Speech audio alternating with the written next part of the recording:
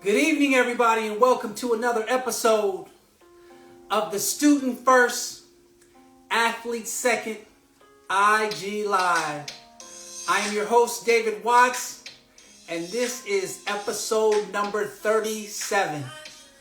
Episode number 37. We have started this thing in the first week of January of 2021, and we're so blessed that all of you have enjoyed the journey with us. Week in and week out, the guests that we're bringing on are student athletes, current and former. We brought professional athletes. We brought folks who work in professional sports to talk about their journeys of success and failure and things of that nature. So, as I've always mentioned, 2021 is all about storytelling. And I'm just really happy that we've been doing this. I see my boy, Jeff Juco. How you doing, baby? Good to see you. But as I was mentioning before, I'm really excited that week in and week out, that guests from different sports, from different genres, from different parts of the state have been able to share their story, share their template, share their cheat code, so to speak, and to help inform, inspire, and motivate young student athletes. What's up, Kurt? I see you out there tapping in from Oregon. Good to see you, brother. I appreciate the support. I hope all is well. What's up, Jason? How you doing? I appreciate you tuning in. Big game tomorrow, Rutgers University. Check out my man, former Student First, Athlete Second IG Live guest, Brandon Sanders, number 12. Wide receiver, special teams, look for him. Rutgers University, play Temple tomorrow at, I believe it's 6:30 p.m. So make sure you tune in.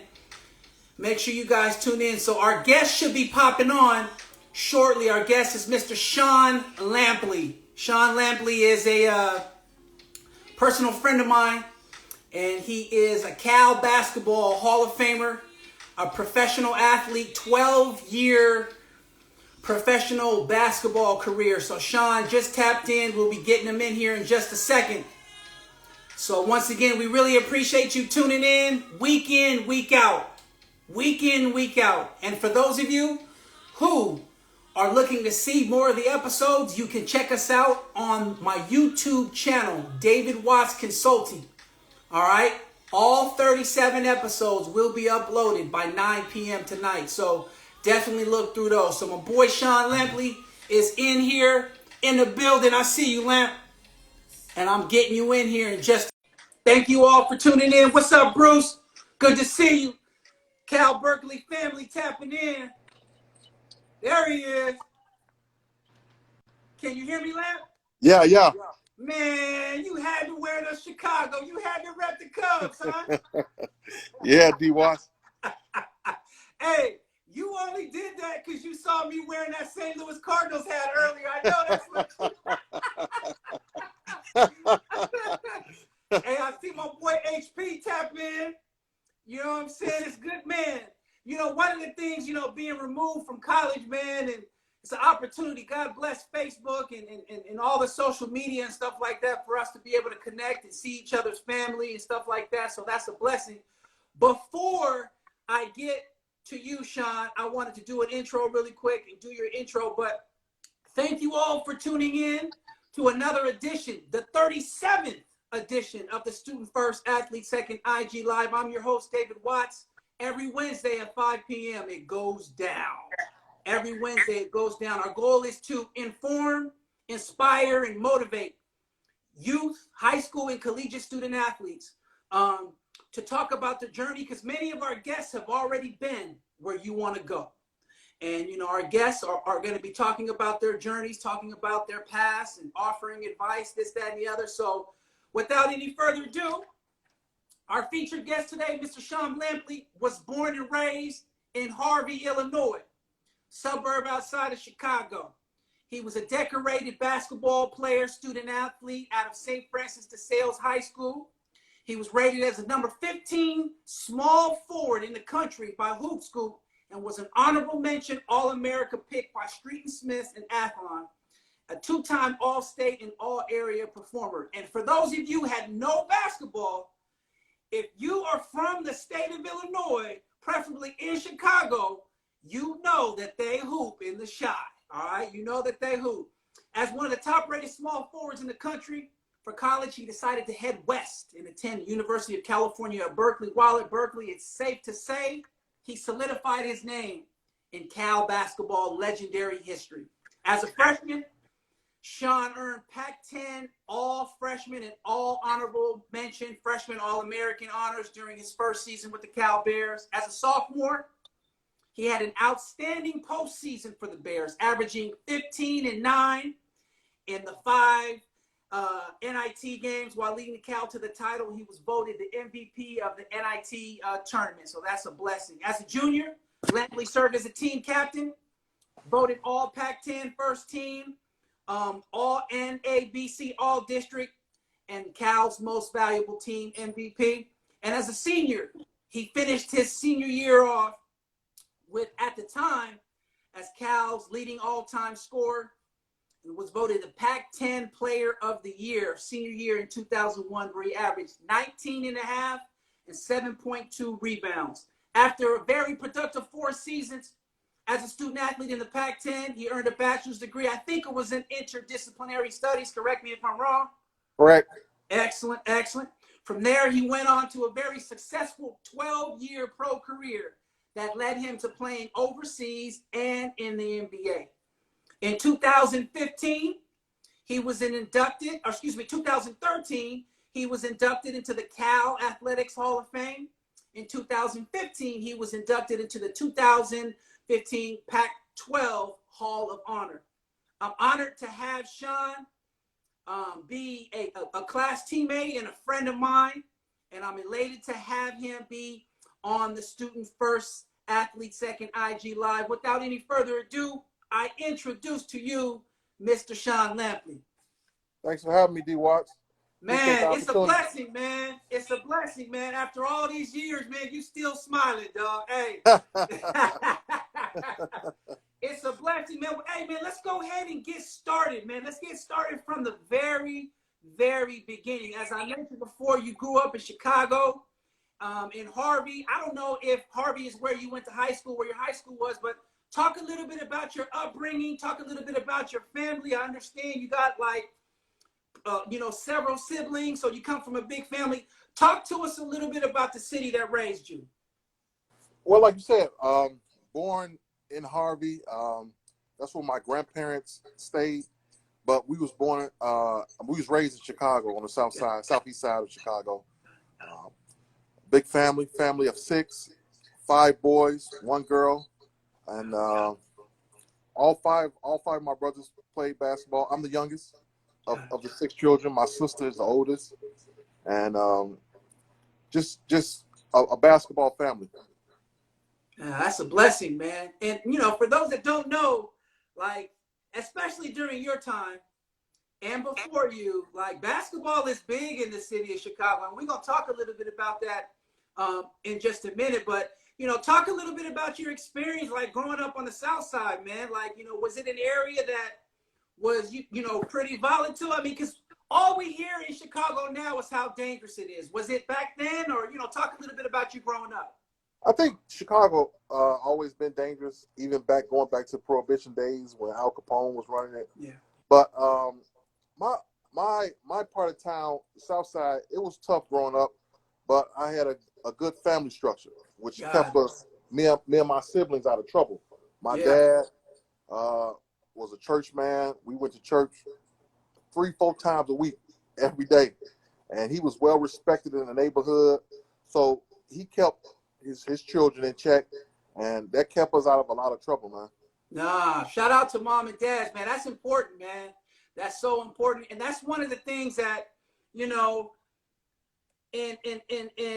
our generation, I know many of us didn't have dads or didn't have stable, backgrounds, but it's one of the things that I really take pride in seeing a lot of us that have gone to college together and this, that, and the other is we're damn good parents, man. And it's truly a blessing. And for those that aren't necessarily parents yet, it's just having that opportunity to be mentors and things of people in the community to our nieces and nephews, this, that, and the other. So shout out to moms and dads. Talk a little bit about your experiences as a student athlete. You said you grew up in an athletic family. Was basketball the only thing that you played, or I Well, noticed, I did my research, you played a little football in high school.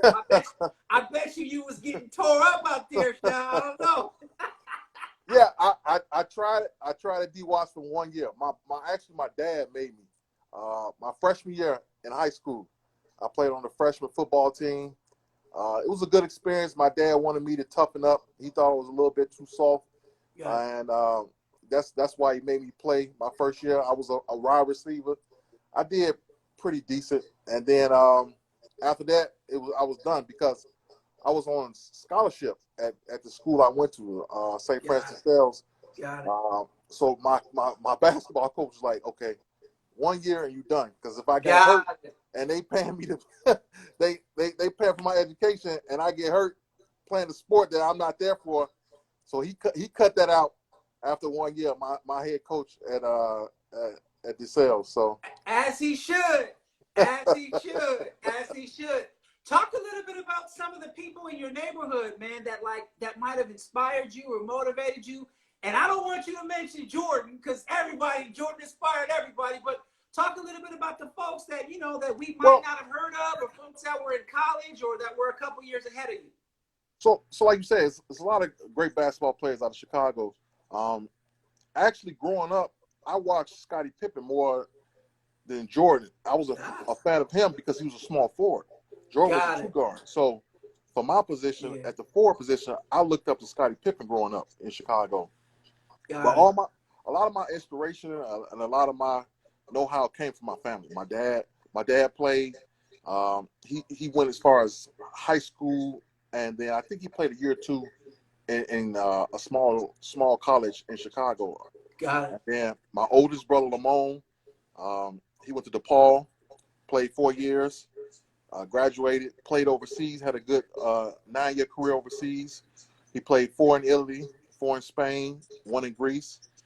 Then my next brother Kevin, he went to Aurora University in Chicago, a D2 school. He played 4 years. Then after him, it was my brother Michael.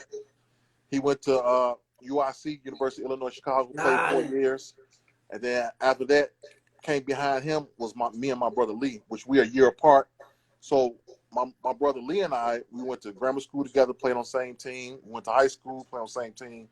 And then college, we had intentions on going, but I made the split. He went to Western Kentucky for 4 years, graduated, and then I decided to go out to Cal, which I believe that was the best decision for me, and it turned out to be a great decision. So I was inspired by all my older brothers, and then, like you said, by Scottie Pippen. Those are the guys that I looked up to. That's a blessing, man, to be able to have like the blueprint ahead of you as older siblings, knowing, hey, I know those family pickup basketball games. I know they was picking on you, man. I know they was toughening you up and teaching you the game. That's a blessing, man. I think. Yeah. Oh, go ahead. I'm sorry. Yeah, it was definitely a blessing. Like I said, you had people that trailblazed the way for you, and then when you was coming up, they gave you advice. My older brother showed us the way, showed us how to work hard, on and off the court. He gave us a lot of advice. So it was, like you said, it was definitely a blessing to have that someone ahead of you, and you see it in your own household. Yeah. And it was something to aspire to. Absolutely, along with the expectation of this is what's going to happen. So that's what's up, man. The bar was set high in the Lampley household, man. That's great. Talk a little bit about what kind of student you were growing up, man. Like as a youth and in high school, you know what I'm saying? Were you somebody who was on it, or were you somebody that kind of needed to, reminders? School was important. It sounded like you had older brothers and sisters that were actually in that college route. But what kind of student were you? I was an average to above average student. Like I said, a lot of it came from my father, man. He very strict man, was all about respect and all about education and getting in the book. So for me and all my other brothers, we knew to play basketball, you had to have your schoolwork done. Yeah. So that went hand in hand in our household. So Got it. You had to take it seriously in order to play ball. So it never was a problem for me getting in the books. That was the reason, like, that motivated me to get in those books. I knew I wanted to play ball, and I knew my dad wouldn't let us play without making grades and things of that nature. So basketball and education went hand in our household. That's how it should be. And Yeah. that's why you won the student first, athlete second IG Live. I mean, it's crazy how it works that way, bro. I mean, no, man, that's a blessing, as I mentioned before. If you had any advice of what you know now, what kind of advice would you give your 15, 16-year-old, 17-year-old self as a student athlete in high school? For me personally, I took education serious. Like I did what I had to do, but I would have took it more serious. I would have been more in tune with what's going on in school, and uh, I would have tried to hit the books a little bit harder.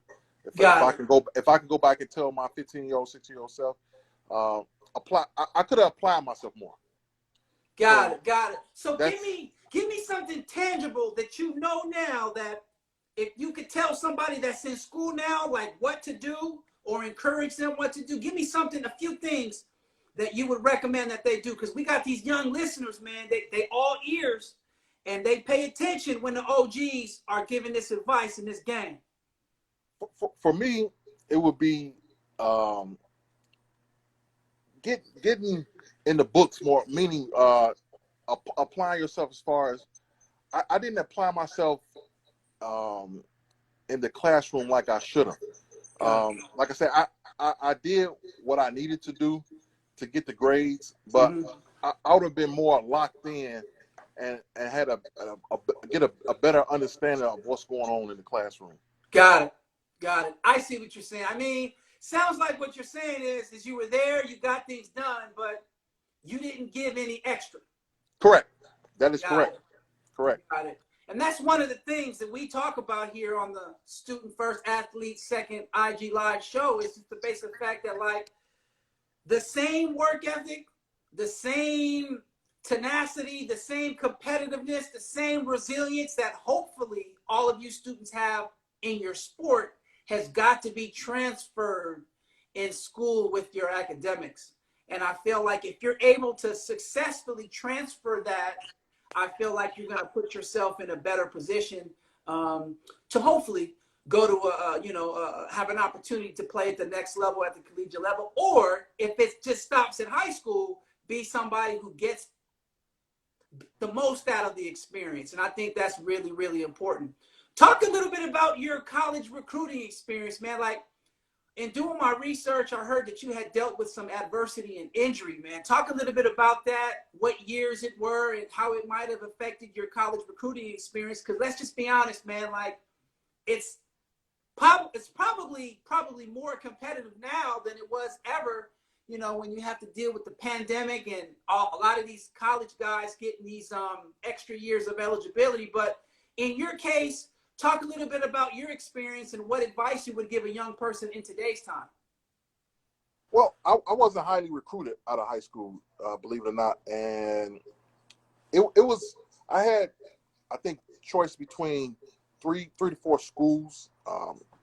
Cal came on late because the head coach, I was being recruited at Eastern Michigan, which is my coach, Ben Braun, was there, and he got the job at Cal. Got it. Thankfully, he continued to recruit me, even though he went to a bigger school. Yeah. Like I said, I had planned on continuing to play with my brother, which was at Western Kentucky. And then Illinois was another one, and Michigan State they fell off at the end. So those were the 3 to 4 schools I was picking between. For myself, giving advice to a young student athlete, I would tell them, take all 5 visits. Got it. Take advantage of seeing where you're going to be, what your professor's going to be like, what your coaching staff's going to be like, and make the choice for yourself, not for your parents, not for your friends. Yeah. College, for me, was the most important and most fun 4 years of my life. I still have friends to this day, like yourself. I made some great connections in college. Like I said, Cal was one of the best decisions I made in my life. And my advice would be, like I said, do it for yourself, not for your family, not for your mom, not for your dad, and make that decision for yourself. No, that's great advice, man. That's great advice because oftentimes we got these people on the periphery that are pressuring these kids to go to this school because they wear these type of sneakers and Yeah, that and the other, um, and it's one of those things where you're the one that's actually going to be at that university, taking correct. those classes in that program in the off season. You know what I'm saying? And you're right. It should be your decision. It should be well thought out as well, and the decisioning of making process has got to be complex in terms of not just basketball. It's got to be like, hey, if basketball was taken away from you, would you enjoy this experience? Would you enjoy the college? Would you enjoy the city? This, that, and the other. Because it's very important, man. I'm sure you've seen, man, all these cats are transferring, man, in this portal. And a part of me is asking myself, like, you know, is all this transferring done for the proper reasons? Probably not. But if these student athletes made a more conscious decision and really tried to figure out, is this the best fit for me to be? I wonder if you would have the transfer portal being like, you know, ginormously packed and kids, you know, this and every year. But it's just an interesting dynamic. The main thing that I'm getting from you is you were not highly recruited at a high school, Correct.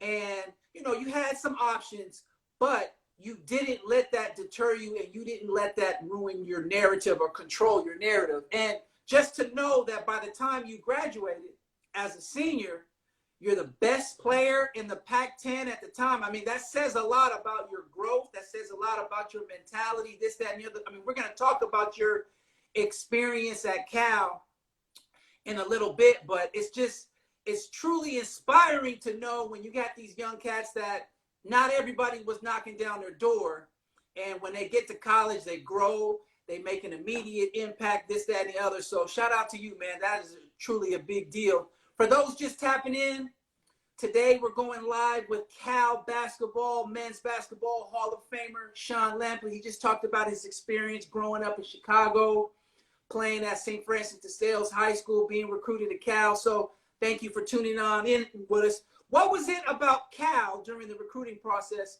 Obviously, you talked about Coach Ben Braun still recruiting you, but what was it about coming all the way to the West Coast that was something that caught your eye?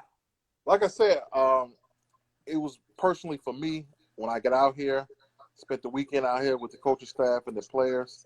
Um, I just connected. I instantly was like, hey, this is the school for me. the, the weather was a plus coming from Chicago, them cold winters. Yeah. Coming out here to the West Coast, getting some of this good California sun. But a big thing also was the academics. My mom was excited about that back then in '97. I don't know if it's still true today, but Berkeley was the #1 public institution in the country academically. Yeah. So that was a big plus for my mom. And then, like I said, athletically, I connected with the players, I connected with the coaching staff, and then I just liked the environment when I got here. No, that's a big deal, man. I mean, and I think it's something that I think all of us who were there at the time and who are currently there, like we take pride in the fact that like it's such a prestigious university. It's hard as heck to get into, man. But even once you're in there, it ain't easy. I mean, like there's no rest for the weary, bro. Like so to know that we were all student athletes and that, you know, we all got in and this, that, and the other, and, you know, we got the degree. It's something that some, you know, folks can never take from us. So, you know, that's something that is definitely something to be proud of. Talk a little bit about what you feel you were most prepared for coming in as a freshman. I was winging it, both athletically and academically. I was just winging it. It took me a while to learn, a couple months, but I got the hang of things. But like I said, all the help, all the tutors that I was grateful for at Cal, all the trainers, all the assistants, like it Cal prepared you to succeed while you was there. They gave you the help you needed, whether it's in the classroom, on the basketball court, or even off the court. So I was very pleased with my experience at Cal, man. Now that's what's up, man. I mean, they definitely provided you with the resources, and And it was one of those things. It was up to you to take advantage of it. Correct. And yeah, a lot of cats, they get to college, and even Cal, all the colleges across the country, the resources are there, right? They gonna bring you to the water, but they're not gonna force you to drink it. They're gonna try, but for some people, it's just, it doesn't work. So, one of those things. Yeah, no, very, very important. One of those things. Yeah. My advice now to the student athletes is going through, take advantage. Take advantage of all the tutors they provide you. Take advantage of all the help, because what you don't understand and what you don't get while you're in school is that you think as a student athlete this is provided to everybody, but you don't understand other college students don't get personal tutors. Yeah. You know what I'm saying? Yeah. You get to pick your classes first. You get to select, you know what I'm saying, where you want to be, who you want to be. Like, take advantage of all this. And like I said, for myself, I wish I would have applied myself more back in high school and in college to prepare myself for life after sports or after basketball. Got it. That's one regret, and that's one advice I would give to student athletes that's coming up through high school or student athletes that's in college right now. Prepare yourself for 10 years down the road. I heard that. I know you thinking that. I know you thinking it ain't coming. I know you think sports gonna last forever, but it's not. Take advantage. Take advantage of. Apply yourself on whatever opportunity you want to go for after college. Apply yourself in classroom. I wish I would have applied myself more. Like I said, I did what I had to do while I was in school. But I wish I would have applied myself more. Got it. Okay. Talk a little bit about, like, what was your welcome to college basketball moment, man? Like, did it happen right away once you got on campus in the summer, or? It actually did. So I'll give you an example. Coach Ty Rice, the strength and conditioning. So first time working out with him, I walk up to the stadium from class. We hike it up from the GBC up to the Memorial Stadium, and we work out. D-Wise, when I tell you, I struggle with the warm up. that jump from high school to college is a big difference. So I was in there. I wasn't flexible.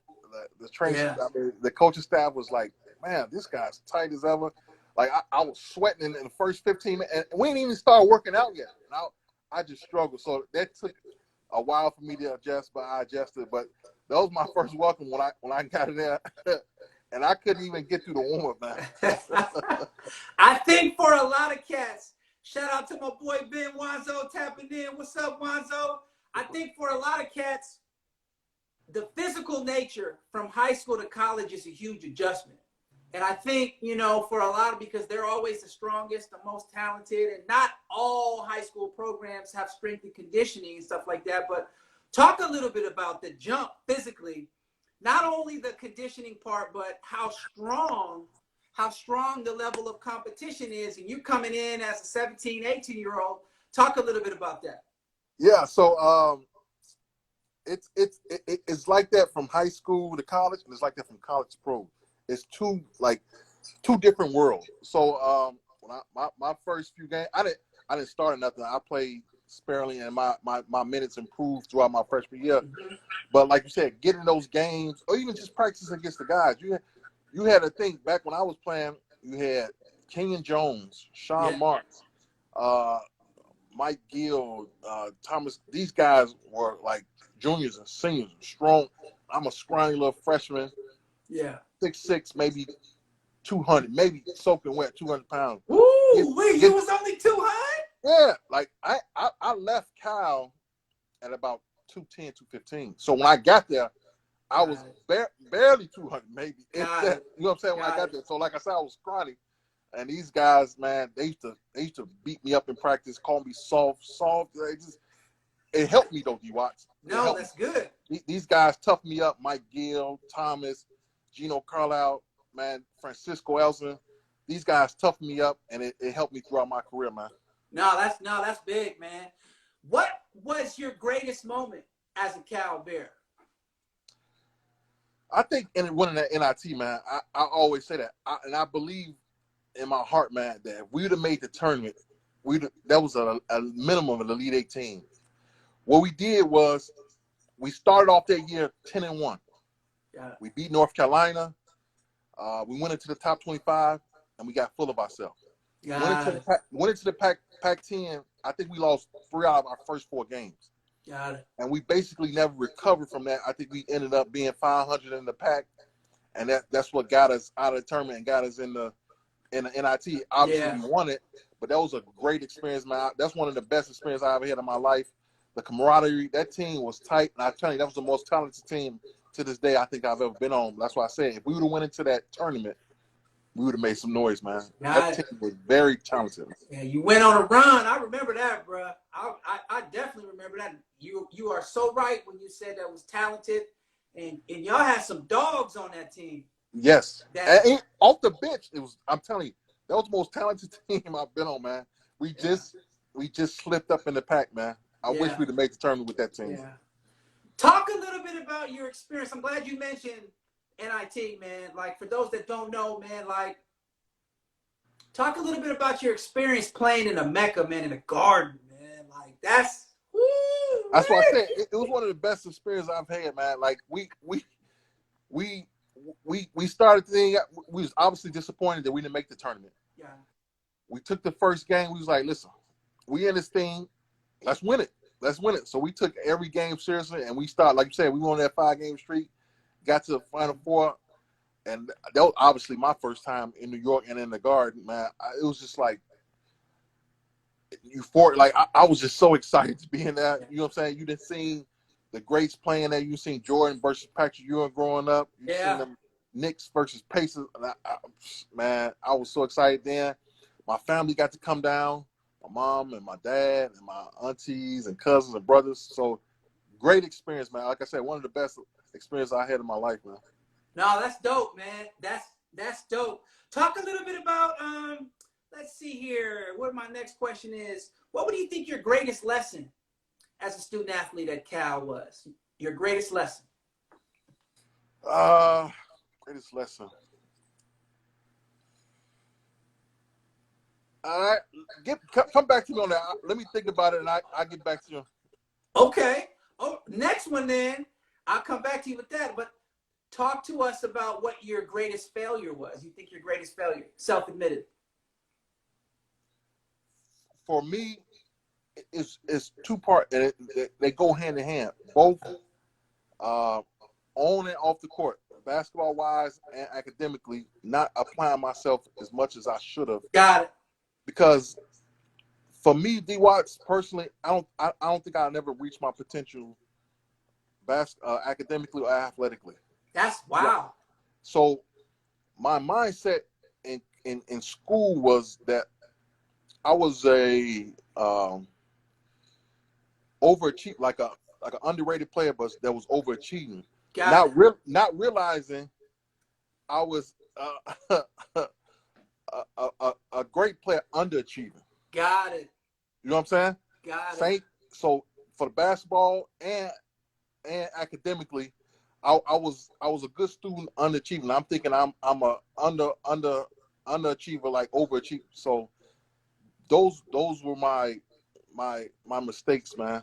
Got it. I appreciate you sharing that with us, man, because you know what? It's one of those things to where I know that you can look back on that 20 plus years after that and be like, what if? What if I let it all hang out there? What if I filled my cup?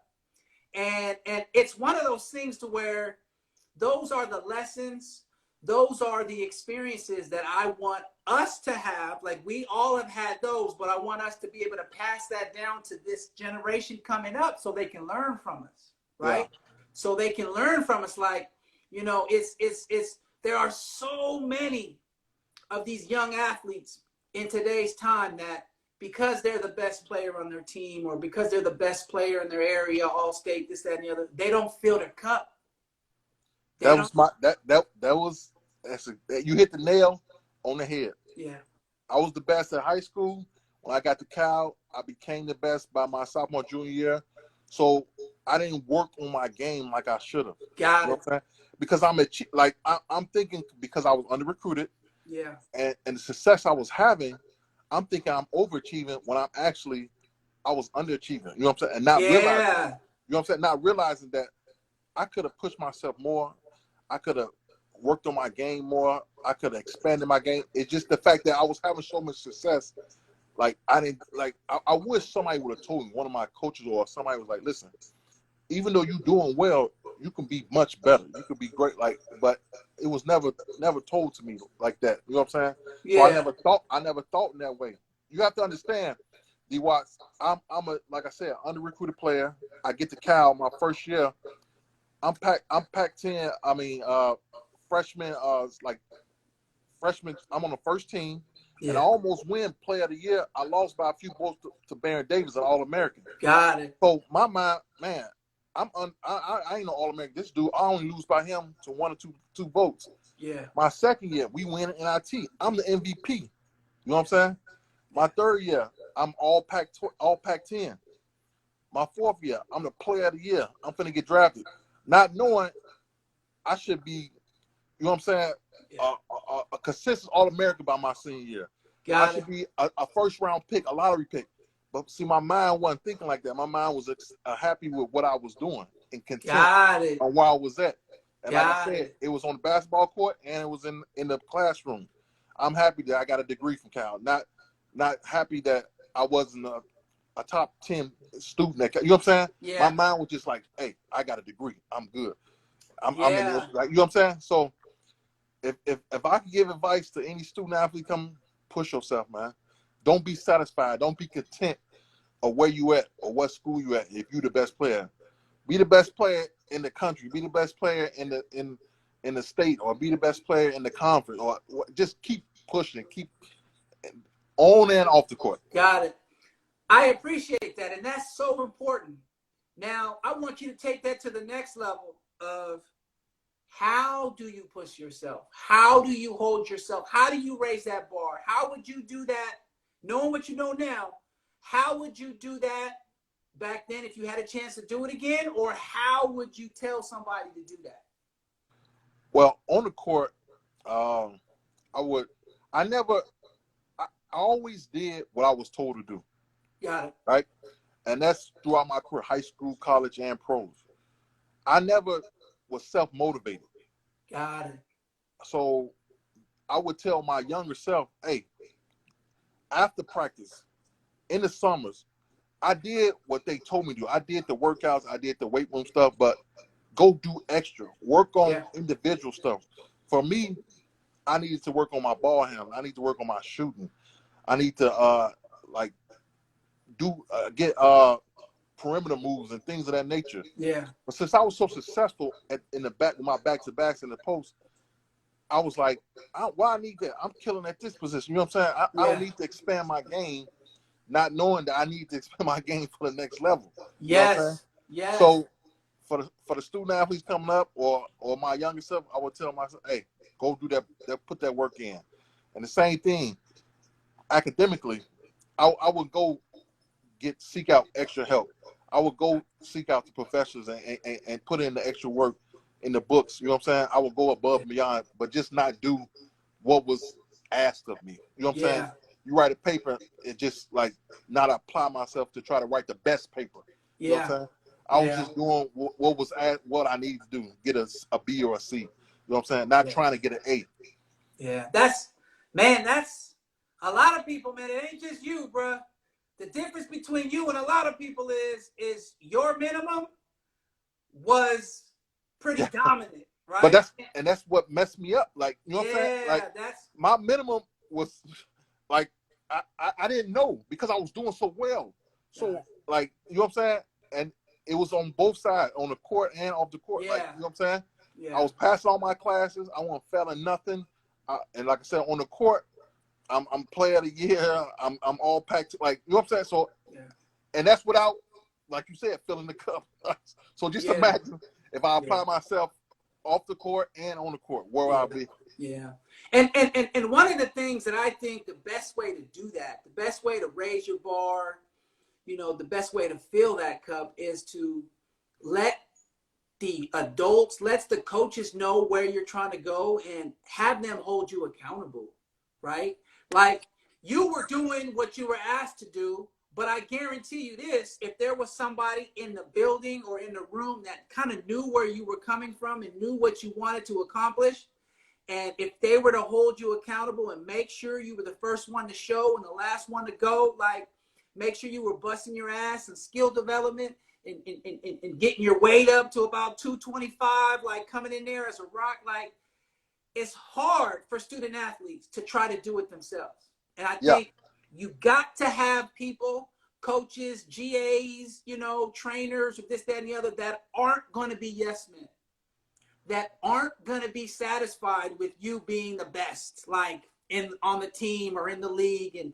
And these folks have got to say, you got to work harder. There's somebody that's outworking you. They got to challenge you. And, you know, for a lot of star athletes, they don't like to be challenged, bro. Like they don't. It's really weird. But, you know, for the ones that want it, for the ones that are telling themselves that, you know, I got to set the bar, it's also competing against the best on an everyday basis, whether it be opportunities for you to play up and playing with older guys, playing if you're in high school, you know, playing with college guys that are a little bit more physical, a little bit more developed, this, that, and the other, getting in those open gym runs or whatever. Like, you just can't be satisfied where you are, because if you're trying to get to the next level, man, like, it's true when they say there's levels to it, man. Yeah. It's levels. I wish I wish I did have just one coach, one player. Like I said, it's people that have told me while I was in college, you need a jump shot, you need to get ball handling. Telling somebody that don't mean that. I wish somebody took me after practice or in a summer, like, listen, Lamp, we working strictly on ball handling, on shooting this summer, and that's it. Like, I don't care what you say. Like, I wish somebody would have pulled me aside. Like I said, people have told me throughout my years, but you have to understand, like you just said, my minimum was exceptional. So you telling me I need to work on something, but at the same time, what I'm doing is working and I'm exceeding at it. Don't equate in my mind. Yeah. You know what I'm saying? Yeah. So I wish, like I said, whether it's a player or a coach said, listen, I don't care what you say, we working on this summer. We working on your shoe. We working on your ball handling. We working on whatever it may be. Even academically, I wish I had a professor or a teacher or a tutor who was like, listen, I know you're passing, that's fine, but I want you to apply yourself. I want you to push yourself this semester or in this class or such as next time. I'm not making no excuses. I'm just telling you, I'm not self-motivated. I said, I wish I would have had somebody. Got it. That. No, that's big, man. That's really big, man. Transitioning into post-Cal in your professional career in terms of, you know, you played 12 years overseas, NBA experience, man. Talk a little bit about that, like, because I'm sure at a certain point when you graduated, you were like, uh-oh, it's serious. Like, it's a job. Like, so talk a little bit about your experience getting drafted in the second round by the Chicago Bulls and, you know, bouncing around this, that, and the other. Like, same thing. Go ahead. The same thing. It's like bigger, stronger, faster from college. Yeah. You like I'm Pac-10 player of the year. I'm good. You know what I'm saying? I'm better. You get to the pros. Everybody's good. Yeah. Everybody's fast. Everybody's athletic. Everybody can dunk. Everybody can dribble. Everybody can shoot. It's even the last player on the bench. Yeah. Can do, like, you know what I'm saying? Ain't no walk-ons in the pros. you got grown men trying to feed their families. Yeah. So it's trying to take your check. Yep. It was just a different beast. My first year out, like you said, I got drafted second round by the Bulls, got traded to Miami, and that was one of the better things that happened to me, because Miami is no joke. Pat Riley is notorious for hard work and just that's what players. I hear. So that helped me out tremendously, and it taught me how to work hard. You know what I'm saying? Got it. So I didn't make it my first year, but every year I went 3 years. Every year I was last cut. So my first year, last cut. Second year, after my first year, I went down to the minors. I did well. Played in the CBA. It don't exist no more, but back then, the minor leagues and the pros were the CBA, and that was the only league that existed. I did well. A few teams thought about calling me up, but I finished the season as like one of the best rookies in the CBA. Next year, went right back summer league with Miami, played well. Went into training camp, made the team, and had a good year throughout there. Same thing. Went back the third year. Uh, went through summer league, went through training camp, was the last cut again. And then after that, went back to the minor league CBA. Then I got called back up by the Warriors. Yeah, I remember that. Yeah, I remember that. I played with the Warriors for 3 or 4 months, and then I got sent back down. My first game back down, D Watts, in the CBA, I broke my elbow, and I was about to get called back up by the New Jersey Nets. And the first game, I went up for a dunk, and somebody undercut me, broke my elbow, and was out a year and a half. And that basically ended my NBA career. But from there, I went overseas, had a pretty decent career. I played in the Philippines. I played in Germany. Then I went to Japan, Australia, Greece, Spain, and then I finished out in Qatar. Wow. Yeah. Talk a little bit about, I mean, you don't have to talk about each individual country, but talk a little bit about the experience of playing in a different country, because everybody sees the NBA lifestyle, right? But what they don't see is they don't see a lot of Americans or professional basketball players who aren't Americans and all these other leagues that are overseas. Talk a little bit about that experience. You know, was there like a central type of theme to, you know, regardless of where you were, of how it was, and how was that experience? Fortunately, I had good experience. A lot of guys, you hear about guys not getting their money or different things of that nature. I've always gotten paid while I was overseas, so all my experience was pretty good. My best experience were in Japan and Australia. Each team pretty much. I was only there for a year, but in Japan they treat you well. You get a driver, you get a translator. Obviously, in Australia, they speak English, obviously, so that was a good. When I was in Germany, my coach was an American, but he spoke German, so that was an easy transition for me. Like I said, I was very fortunate in a lot of places I went. Even in Spain, they like most of the team spoke English, and even the coach spoke English. So I was in some places where I was fortunate where the coach or the translator they all spoke English, and it was a good situation for me. Yeah.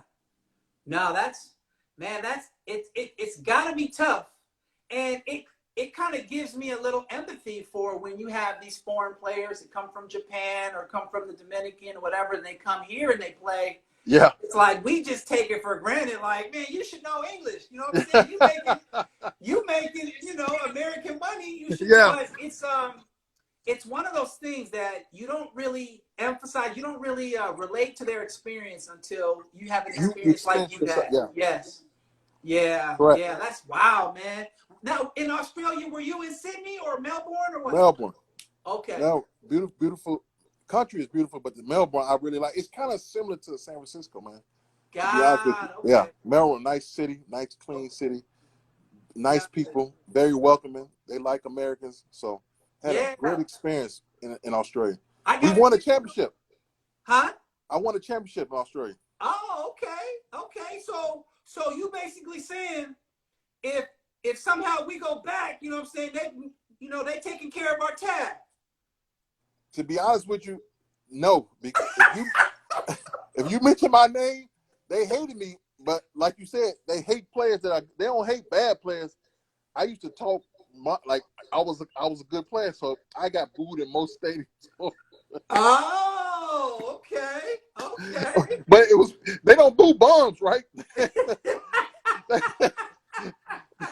They boo players that's making an impact. I was making an impact, and I was talking with the impact. So you good in Melbourne. Funny, you good in Melbourne, but not Sydney, not Brisbane, not no other cities. Got it. No, that's funny, man. That's funny. Now, I want to transition into where you're like, man, I don't know if I want to do this anymore, or it's an opportunity where your body's not necessarily treating you right, or this, that, and the other. How difficult was that experience for you when Father Time basically said it might be enough? It the first year it was tough, but after that I was fine with it. Got it. And it was like injuries, nagging injuries just kept coming up. Small, but it built up. I had bone spurs, a couple of like it was minor stuff. I never had a major ACL or MCL or like nothing of the nature other than breaking my elbow bone back in the CBA. But towards the end, it just kept minor nagging injuries kept coming Got up. it. Yeah, it's time for me to give it up. So, to be honest with you, D-Watts, I had a good career. I enjoyed my time playing, and I didn't have no. Obviously, I had regrets about, like I said, not reaching my full potential. But as far as my career, I was at peace with it. I'm No, not. that's good. That's I'm good to not one of hear. them players that's like, man, I'm trying to get back. I'm like, hey, I was blessed. I got to see the world, make some good money.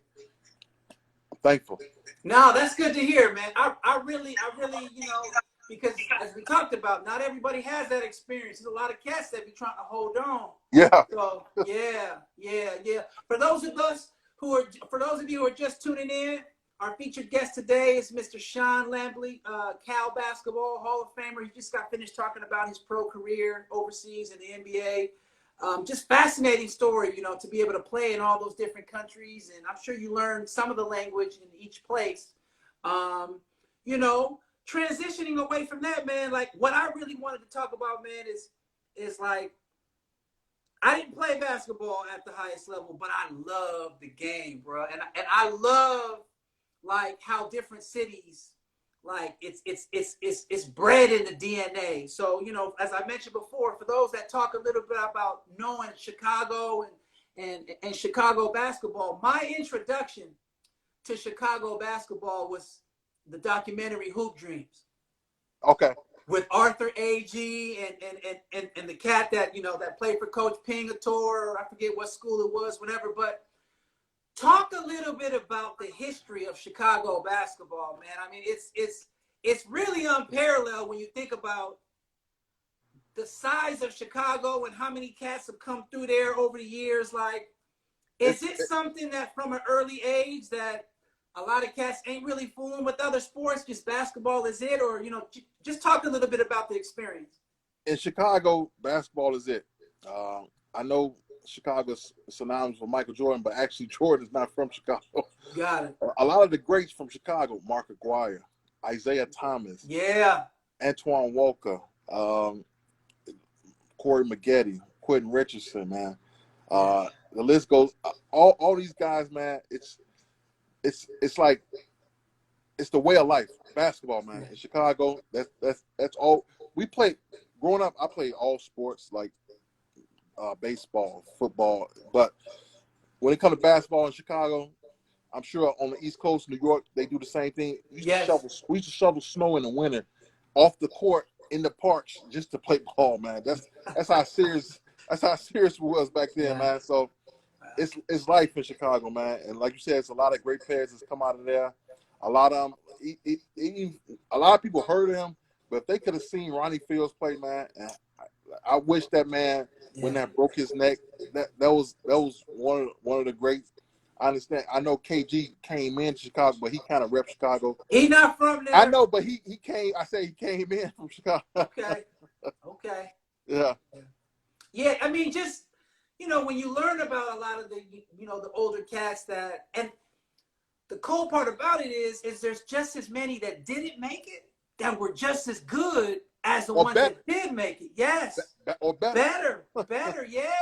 But like a lot of things kept them out of that. Whether it was academics, whether it was a street life, drugs, a lot of things, man, kept them out of there. Yeah, I'm a big fan of the what's the podcast? Knuckleheads with Quentin. Yeah, the Knuckleheads. And Q Richardson is always talking about like Marcus Liberty and Benji Wilson and cats like that, man. It's just like, if you know your history, man, Chicago basketball, I mean, people like to say New York basketball, but I think New York basketball is more like known for like their point guards and And the Marbury street and stuff ball, like yeah, that. yeah, yeah. But in terms of like all around players, I don't know, man. I mean, Los Angeles, Yeah. but My brother just jumped on. He just told me I forgot Derrick Rose and Anthony Davis. there's hundreds of them, man. Like, who was the best player that you've ever seen in person? Not competing against, but like growing up, who was the best player? Was it Ronnie Fields? Man, if it, I'll probably maybe fit, but I like Antoine's game, man. Antoine Walker. Got it. That dude. You have to understand. Back then, to be he was like a Mac. To be 6'8", 6'9", and can handle the ball like he could, man. It didn't happen back then like it does now. No, yeah, it didn't happen. And that dude was a beast, man. And he played the same league as me. And he was in the Catholic League. He went to my Carmel. Him and Donovan McNabb, they was on the same team. Donovan, two sport. He played football and basketball in my Carmel. Wow. But Antoine at 6'8", 6'9", and a point forward, man, that dude was a beast. Wow. So let me ask you a question. If you knew what the blueprint was of what it looked like, then I no. Hey, it wasn't like you said. It wasn't that many had bad handles like him. Hey, everybody say him, and nobody came out like him. Yeah. Everybody has a blueprint. That dude was just on another level, man. You see, he went to Kentucky, won a national championship. Yeah, man. I mean, it's I'm a big college basketball fan, and I remember seeing him when he first came in as a freshman, man, and I was like, whoa, like I was like Mashburn, who? Like this cat was like that dude was tough, man. And talk. He walked the walk and talked the talk. Yeah. That dude could talk, man. Antoine, man, he was rough, man. He was rough. Wow, man, that's crazy, man. Talk a little bit about like transitioning into advice for high school student athletes, primarily basketball players, right? If you had to offer advice, and I always ask these questions to cats that played at very high levels, if you had to create your Lampley commandments for basketball success, specifically, like let's say at your position, commandments for a young person, whether it be male or female, to really, really, really take their games to the next level to where they can really set themselves apart. Like, what would your commandments be? And I want it more specific than work hard. I wanted some technical stuff here. All right. So for me, it would be the game has changed from when I played. Yeah. Because even now, my game don't translate to this new game. My game was back to the basket. Yeah. So for me, talking to my young self or giving advice to a young female or male student athlete in high school, like I just said, ball handling, man. Get that ball handling tight and get that shot right. I'm not per se, I know everybody fell in love with the three right now, but I would say get your mid-range game. Yes, thank you. For me, I think that's a lost art. I know, like I said, everybody just runs the three-point line, but if you have a good mid-range game, you think about what's the boy name? Who had the sweet play for the Knicks, light skin. What's his name, man? Allen Houston. Yes, him and Steve Smith, mid-range game. Them dudes didn't shoot no threes, and they were very successful, man. Good ball handlers, great mid-range. So for the younger generation, work on ball handling and your mid-range game, man. Yeah. Not that. I know everybody loves with James Harden and Steph Curry shooting these 30 and Dame Lillard shooting 30, 40 fitters. The mid-range game is a lost art and ball handling, man. I so agree with you, man. Like, when you're able to have that mid-range game, I mean, it's like, I feel like, in my eyes, the best mid-range game right now, and still he's probably 35, 36, and CP3, like, it's automatic, man. From like, the elbows. That's all he do is pull up to the elbows. Right? And it's coming off that pick and roll, this, that, and the other. You develop that. Mid-range. Regardless of what position you play, I feel like you're almost unguardable, to be honest with you. Correct.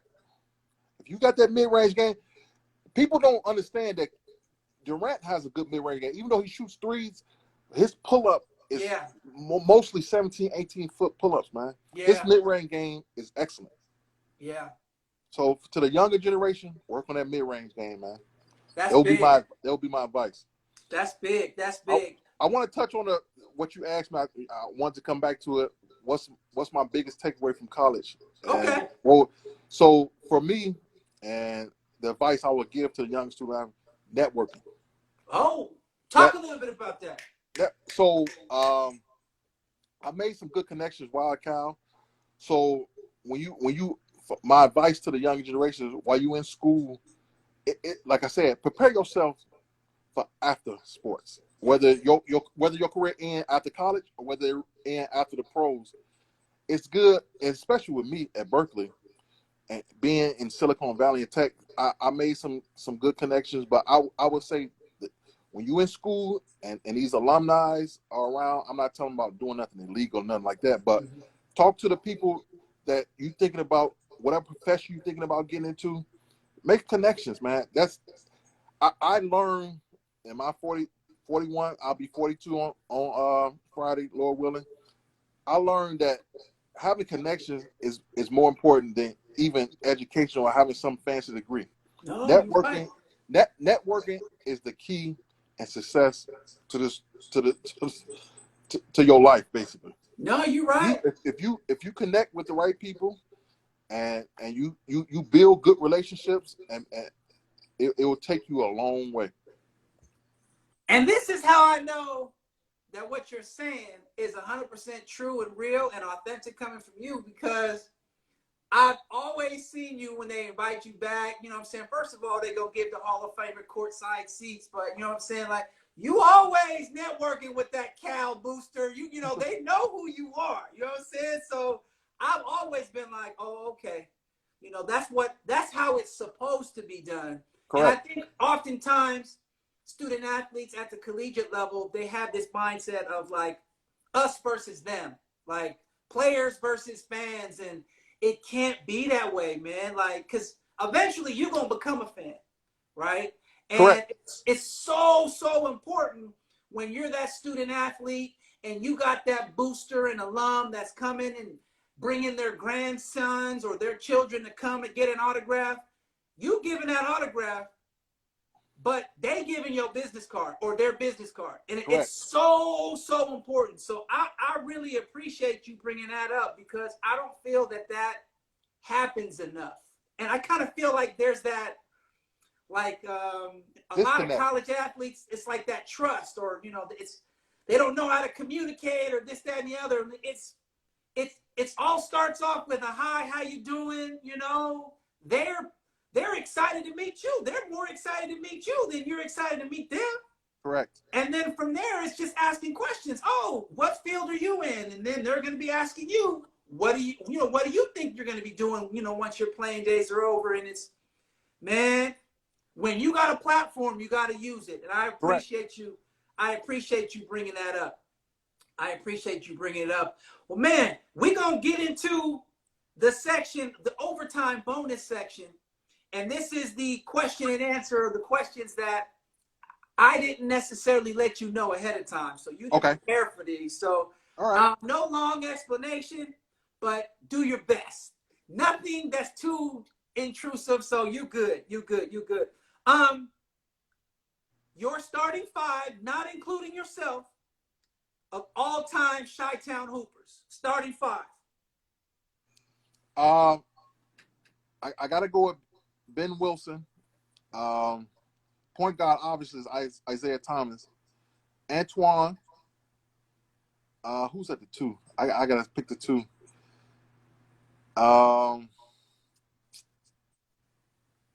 That's two guys. I go with Ronnie Fields. Okay. I go with Ronnie Fields, and then And the big man. no. So I would go Ben at 5, Antoine at 4, and I need a 3. Oh, okay. Probably Mark Aguirre. Okay. All right. I like that. I like that. I thought you might have had like Eddie Curry, you know what I'm saying, as the No, big man for I what? told you, Antoine was Antoine was a beast, man. At the 4, it's a beast. And obviously, nobody got to see Ben unless you was in Chicago or heard about, because he got killed, unfortunately. Yeah. When he was the #1 player in the country at Simeon. But Yeah. Nah, that's what's up. Okay, those 5. yeah, That's good. That's good. That's good. Next question. If you knew you could never fail at one thing, what would you do and why would you do it?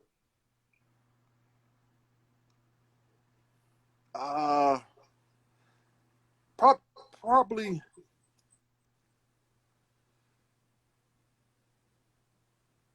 Probably, I'm assuming basketball because I honestly love the sport. You know what I'm saying? Got it. That's what I knew, and that's basically all I knew. And like I said, started from my father on down to all my siblings, on down to me. So that's all I know is basketball. So Got it.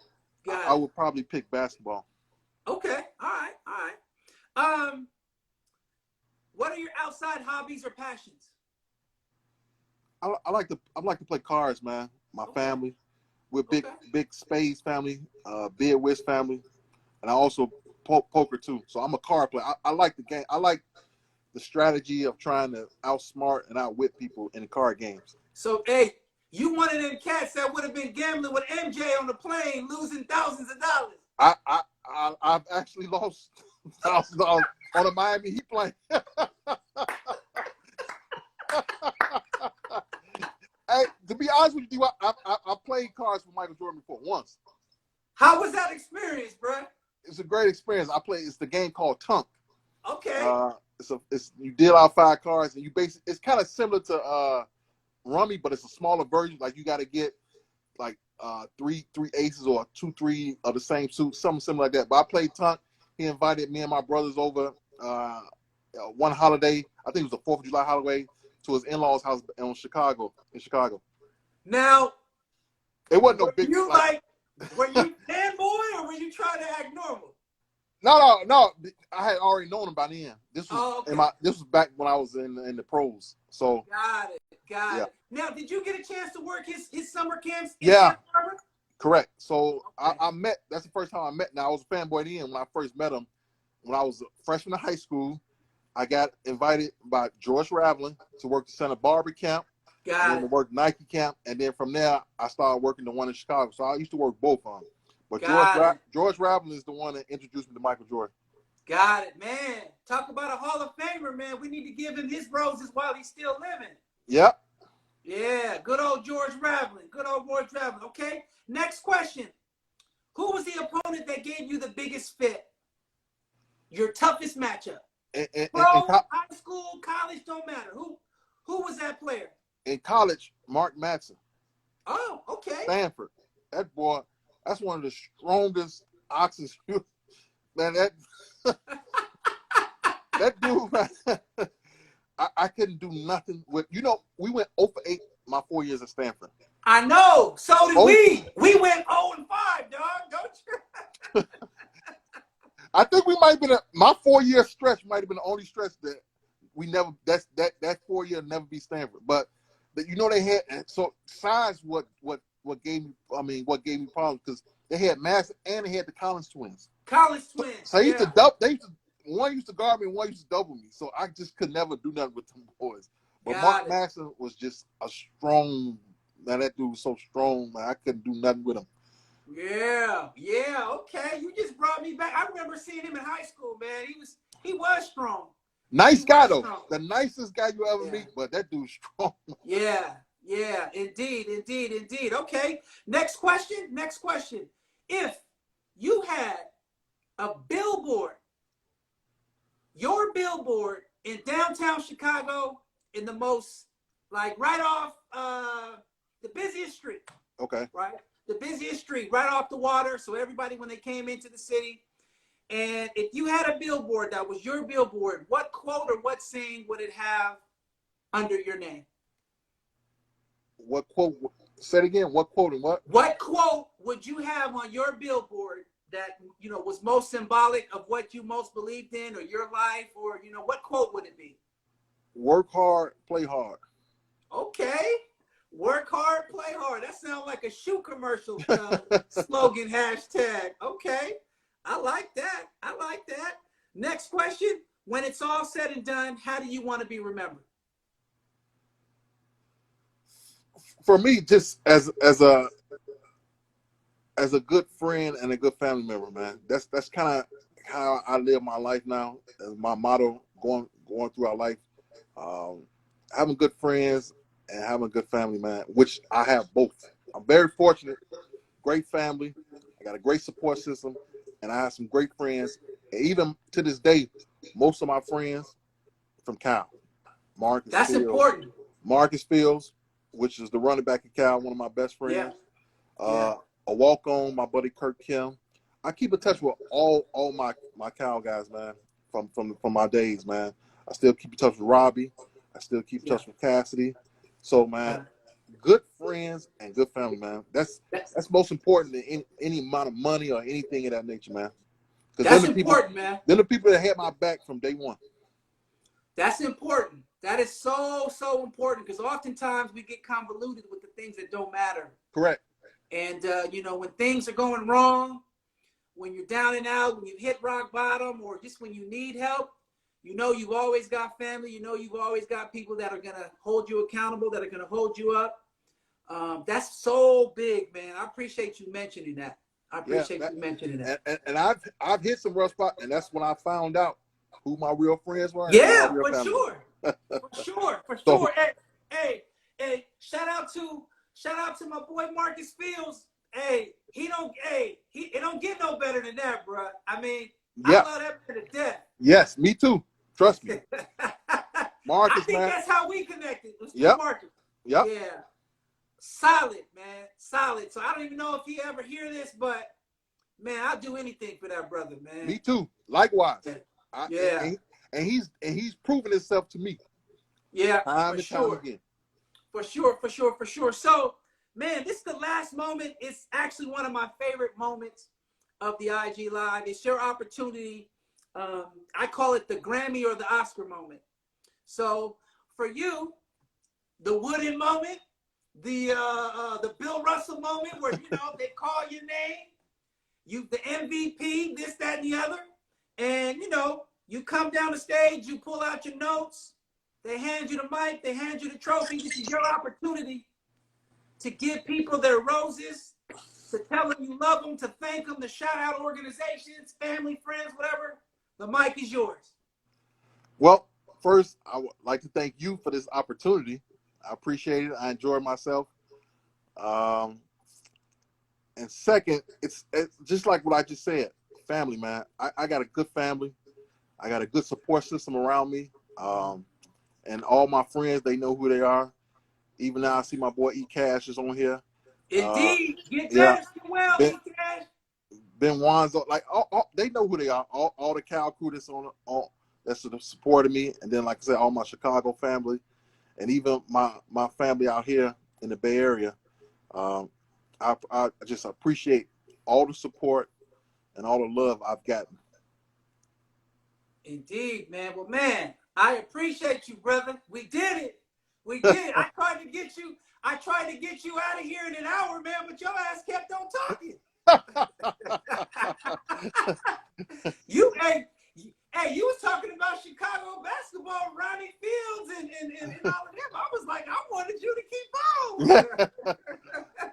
Like I said, I enjoyed myself, man. I appreciate the opportunity. Anything you need, anytime, baby, I'll do it again, man. I appreciate the love, man. I appreciate you, man. Well, hey, blessings to you and your family, man. And when I come out there next, I'm in LA, or when you're in LA, man, make sure you holler at me. But when I come out there next, I want to get in touch with you and Marcus and whoever, man, and let's go have a drink and do whatever. Let's catch a game. Come up for one of the Cal football games. Let's catch a game, man. That might be even a better, because it's coming. Yeah, for sure. I'll hit up Marcus tonight and let him know.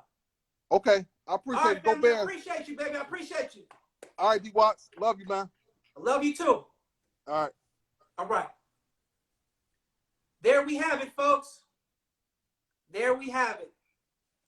friend, college classmate, Cal Basketball Hall of Famer Sean Lampley shared his story, his upbringing, growing up in Chicago, Illinois, talking about his experience as a student athlete at Cal in high school, professional athlete, played overseas in the NBA.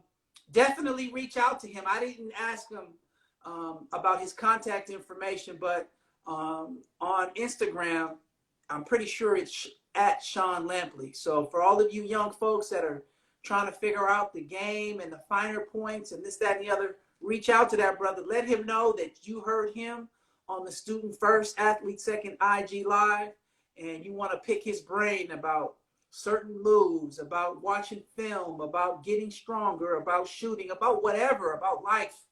This is why we do the things that we do here. You know, we want to help groom and help inform and help inspire and motivate the young student athletes in today's time. So I really appreciate Sean coming in here. I appreciate all the guests, to be honest with you. Today's episode was episode number 37, and I encourage you all to go on the David Watts Consulting YouTube channel. All of them will be loaded by 9 p.m. tonight.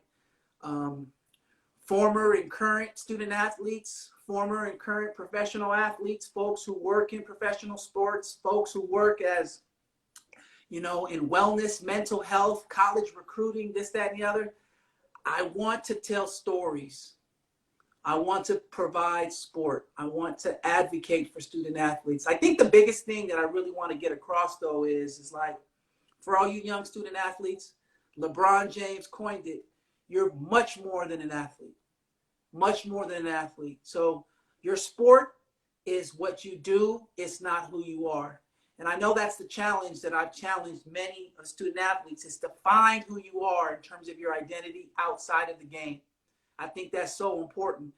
And the challenge that I have for you parents, for you uncles, for you aunties, for your coaches, for you trainers, for all you who are involved with youth athletics and you have young people in your family, is challenge them to be more than athletes. Challenge them to fill their cup to the very brim, not just with athletics, but with being balanced, with finding things, interests, and passions outside of sports, because as we all know, Father Time is undefeated, and the ball will stop bouncing, the lights will go off, and the crowd and the applause, it will stop. And if you have, as a young person, have found what you're good at, that transition from an actual athlete to a non-athlete is going to be much smoother. And that's one of my main emphasis that we necessarily talk about here on the Student First, Athlete Second IG Live. So with that being said, I want to thank all of you for tuning in. Next week, we have our special guest, Mr. Juan Lozano. He's actually an NFL sports agent, a personal friend of mine. He's going to be sharing his story growing up in San Diego, graduate of Cal Berkeley. He's also got his law degree at the University of Wisconsin, right? So I just want to expose different careers. I want to expose different ideas. I want to expose different things to you student athletes, because it's more than the game, okay? So as I said before, thank you for tuning in. Each and every week, Wednesdays at 5 p.m., you can, see my content here on Instagram at David Watts Consulting, on Twitter at DWC Info, Facebook, David Watts Consulting, TikTok, LinkedIn. I want to advocate for you student athletes. I want to help you. I want to provide a template. I want to provide a cheat code. So I definitely appreciate all the love that you guys have tuning in, and all the folks that have chatted. I appreciate your viewership. So tune in, week out, same time, same handle. Always remember, student first, athlete second. Peace.